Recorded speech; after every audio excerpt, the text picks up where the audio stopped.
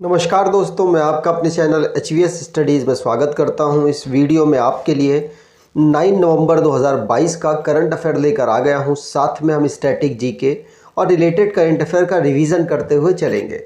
अगर आप इस चैनल पर पहली बार आए हो तो चैनल को सब्सक्राइब कर लीजिएगा। वीडियो अच्छी लगे तो वीडियो लाइक करके ज़रूर जाइएगा। लास्ट में आपके लिए क्विज़ रखा है, उस क्विज़ को ज़रूर सॉल्व कीजिएगा।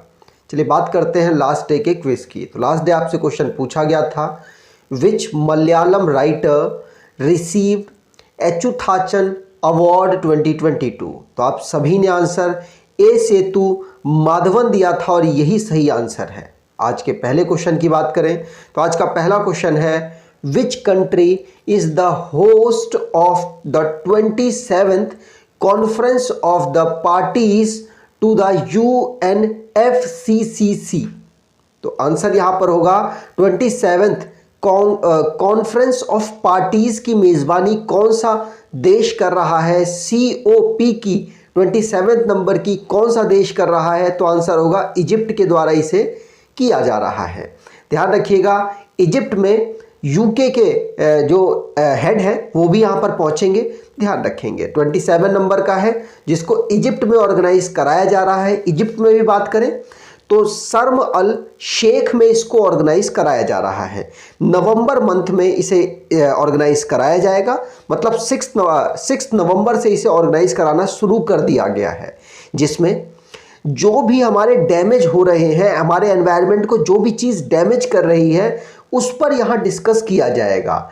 जो इस समय पर डेवलपिंग कंट्री है उनके लिए फंड इकट्ठा करने की भी यहाँ पर कोशिश की जाएगी और भी बहुत सारे एजेंडास पर यहाँ पर बात होगी। ध्यान रखिएगा, ये इंटरनेशनल जो हमारा मिसलेनियस क्वेश्चन है तो उसी से रिलेटेड क्वेश्चंस को रिवाइज कर लेते हैं। पहला क्वेश्चन पढ़ लिया। दूसरा, इंडियन पोस्ट पेमेंट बैंक ने इंडिया की पहली फ्लोटिंग फाइनेंशियल लिटरेरी कैंप को डल झील या डल लेक में ऑर्गेनाइज कराया है। साइक्लोन सित्रंग, जिसका नाम थाईलैंड ने रखा है और ये बांग्लादेश और भारत के कुछ रीजन को अफेक्ट करता हुआ गया है। विंड एनर्जी 2023 को चेन्नई में ऑर्गेनाइज कराया गया। अश्वनी वैष्णव, जो कि इंडिया की पहली एल्यूमिनियम फ्रेट रेक को भुवनेश्वर रेलवे में इन्होंने लॉन्च कर दिया है। हॉलीवुड एक्टर टॉम क्रूज पहले ऐसे एक्टर बने जो कि आउटर स्पेस में फिल्म को शूट करेंगे। जम्मू कश्मीर टूरिज्म डिपार्टमेंट ने बर्ड फेस्टिवल को पहलगाम में इनॉग्रेट किया है। लेह 100% डिजिटलाइजेशन बैंकिंग ऑपरेशन वाला जगह बन गई है। अगला question, Who was elected as the new president of the International Hockey Federation? International hockey federation में आपको पता है जुलाई के मंथ में नरेंद्र पत्रा जी ने यहाँ पर रिजिग्नेशन दे दिया था।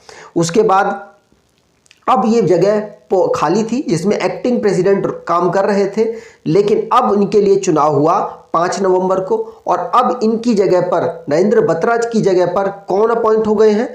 तो मोहम्मद तैयब इकराम। कौन? मोहम्मद तैयब इकराम अपॉइंट किए गए हैं इंटरनेशनल हॉकी फेडरेशन, अंतर्राष्ट्रीय हॉकी संघ में।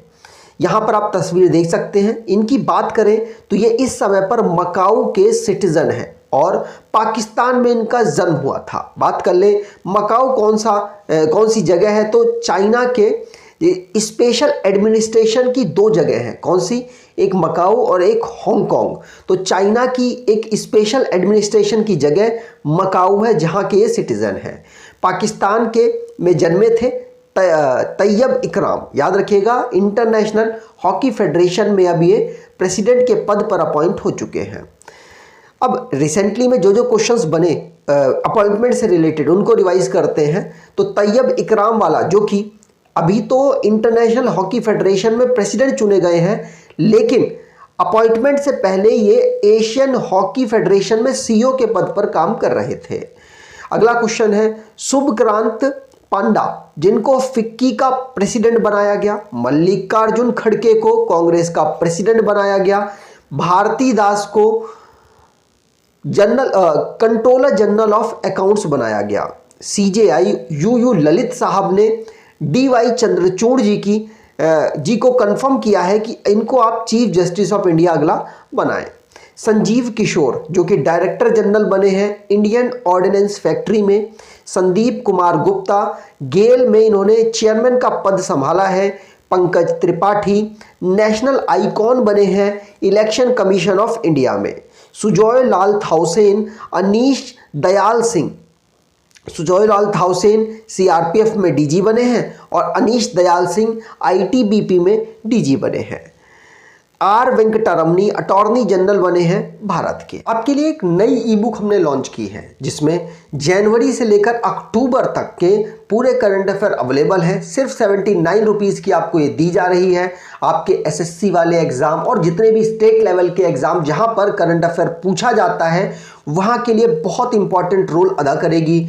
डिस्क्रिप्शन बॉक्स में लिंक है, वहां से आप इसको परचेज कर सकते हैं जिससे कि आपको बेनिफिट आपके एग्जाम में मिलेगा और आप इसे परचेज करेंगे तो आने वाले जो एग्जाम है उसमें भी आपको बेनिफिट मिलेगा। तो आप इसे जरूर परचेज कर ले। डिस्क्रिप्शन बॉक्स में लिंक है और अगर कोई प्रॉब्लम होती है तो ये जो ईमेल आईडी दे रखी है hvsstudiesofficial@gmail.com, इस पे मेल करके आप अपनी प्रॉब्लम को सॉर्ट आउट करवा सकते हैं।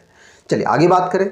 अगला question, which is the only Indian company in the top 100 rank of Forbes world best employer ranking 2022। तो टोटल वर्ल्ड की फोर्ब्स ने वर्ल्ड की बेस्ट एम्प्लॉयर रैंकिंग जारी की जिसमें 800 कंपनियों को शामिल किया।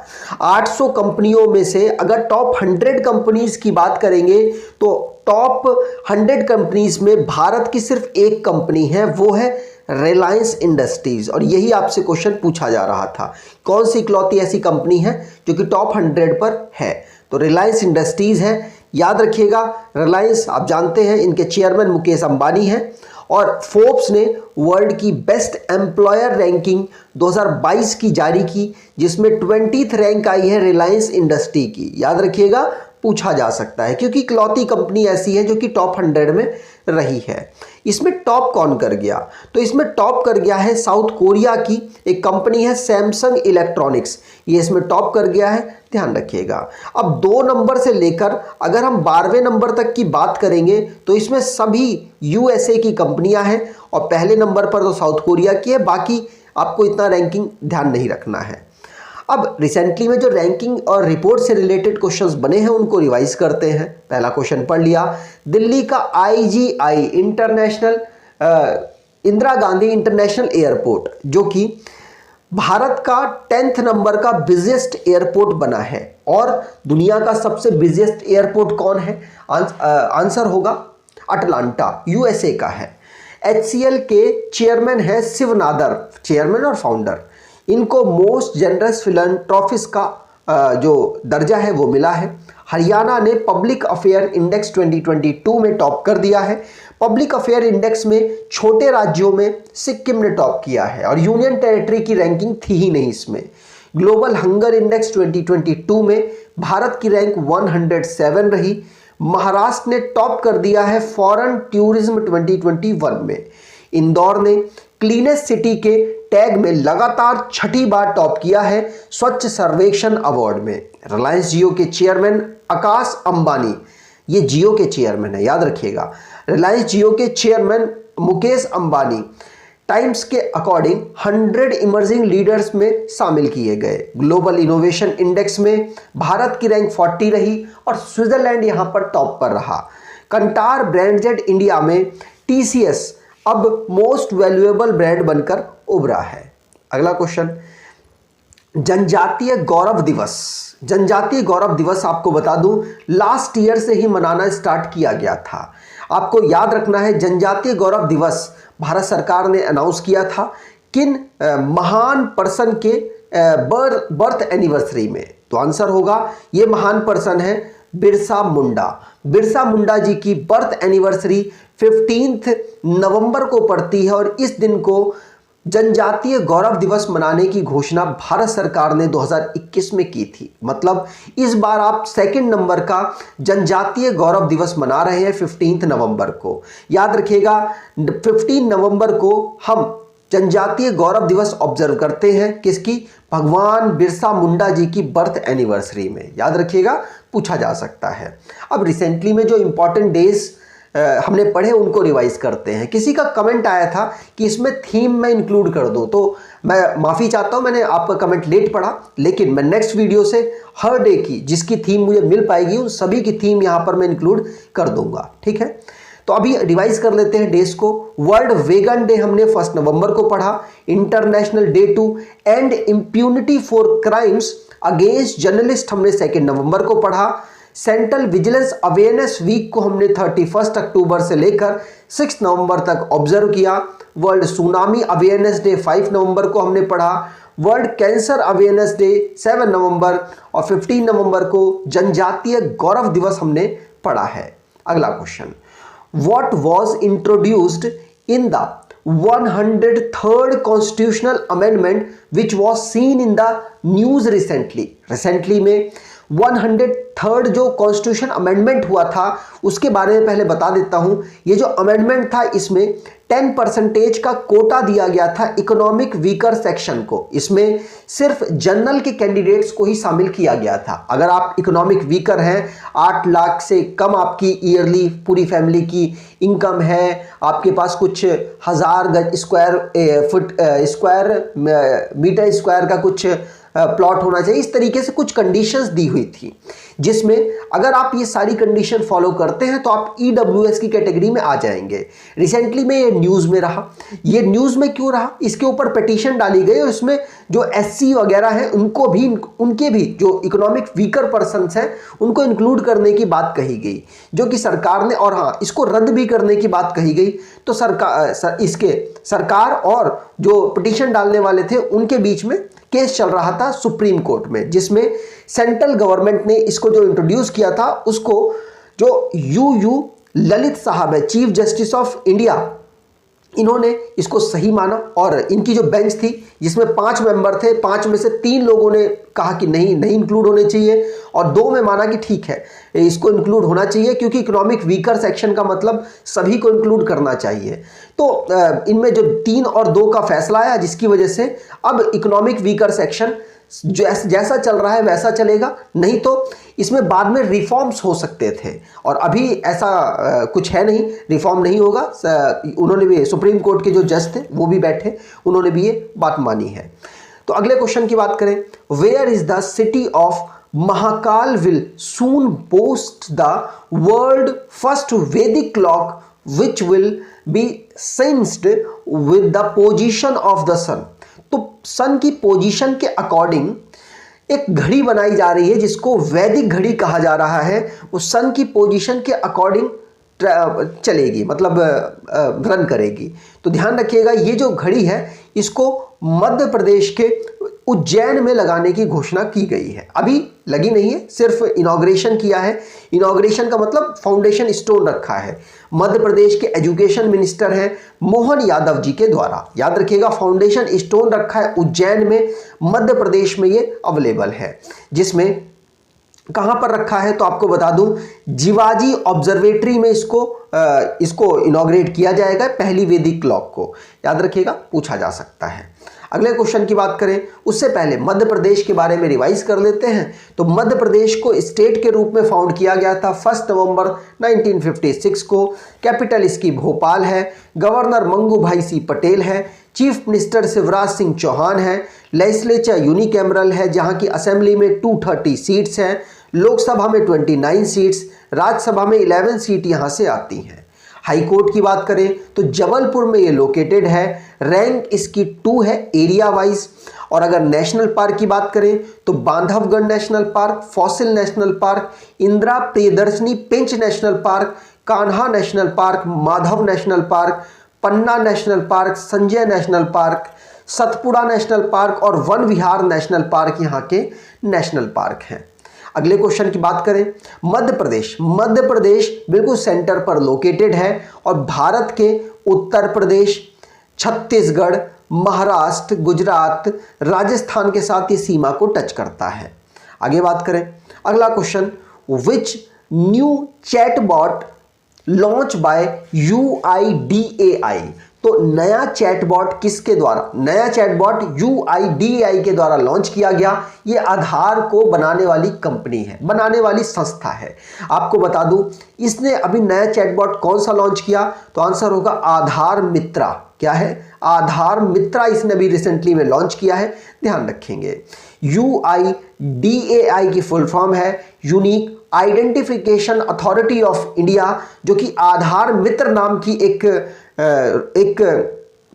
चैटबॉट है जिसको इन्होंने लॉन्च किया है, जो कि हिंदी और इंग्लिश दोनों में अवेलेबल होगी। आगे बात करें, अगला question, Mathura Vrindavan to become a carbon neutral tourism destination by. तो मथुरा और वृंदावन को कनेक्ट करने वाला एक ऐसा डेस्टिनेशन बनाने की कोशिश की जा रही है जो कि कार्बन न्यूट्रल हो।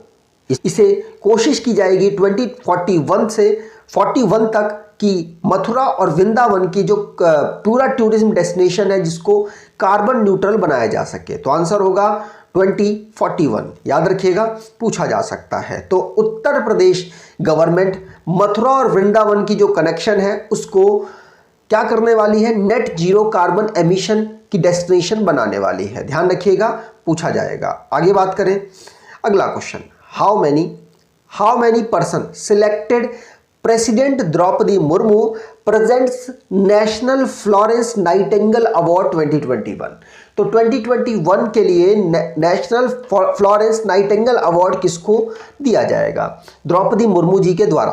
तो आपको बता दूं ये अवार्ड दिया जा चुका है, जिसके लिए 51 महिला जो नर्सेज हैं उनको यहाँ पर सिलेक्ट किया गया है। आपको बताऊं कि 51 जो नर्सेज हैं इनको ये अवार्ड मिलेगा क्योंकि इन्होंने अपने जो 2021 में काफ़ी बेहतर काम किया है एज अ नर्स, इसलिए ध्यान रखिएगा। द्रौपदी मुर्मू जी ने 51 महिलाओं को इस पूरे फ्रेम में आ नहीं सकती, इसलिए मैंने यहाँ पर 4 कट करके फोटो लगा दी है।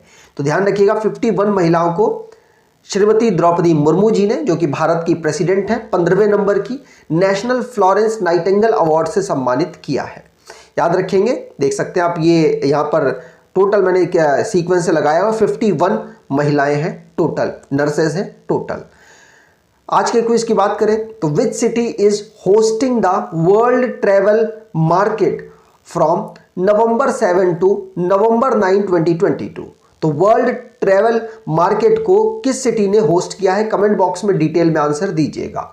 अगर आपको ये वीडियो अच्छी लगी है तो आपसे अनुरोध करूंगा वीडियो को लाइक कर दीजिएगा, चैनल को सब्सक्राइब कर लीजिएगा और एटलीस्ट अपने कुछ दोस्तों तक वीडियो को शेयर जरूर कीजिएगा। धन्यवाद।